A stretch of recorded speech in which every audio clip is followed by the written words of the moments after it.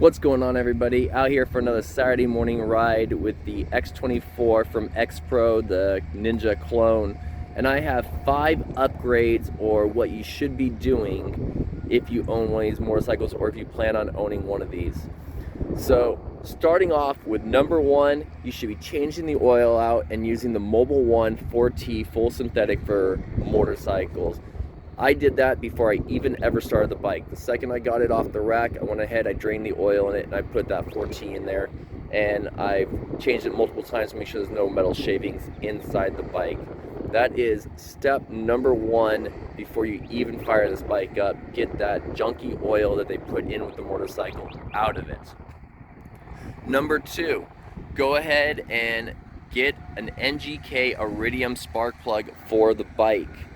It's going to help with starting in the morning. It's going to help it run a little bit smoother when you're idling and even when you're running at speed. So that is definitely number 2. Number 3, the Tamp Sensor. It's the temperature mapping sensor for the fuel injection system.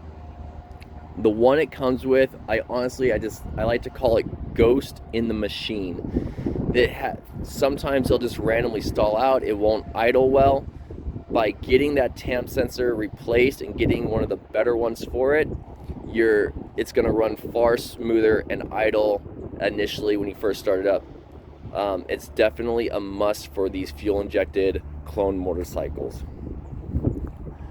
Number 4 is kind of like a twofer, and it's more for the aesthetics of the bike. I went ahead and I got the blade mirrors on it. It gives it a cleaner look. And then on the back side, I went with the fender delete for the license plate holder.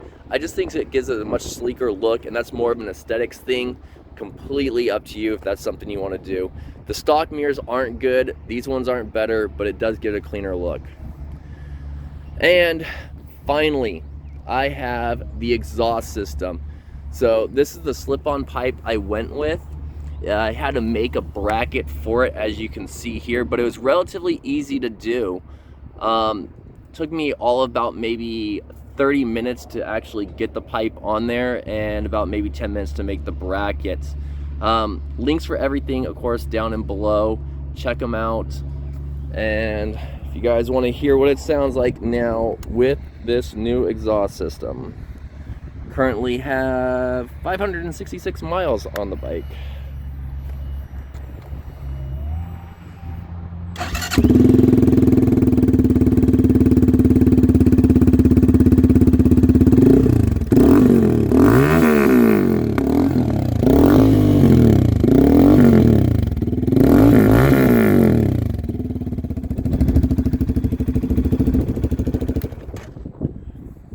Yeah, definitely like the sound better, and it gives it a smoother power delivery throughout all the gears. As I'm driving it, I noticed that when I'm shifting through the gears, instead of kind of like flatlining or bogging out a little bit, it just has like a little bit of increased power, so it continues to accelerate more and more. You feel it more with the exhaust pipe.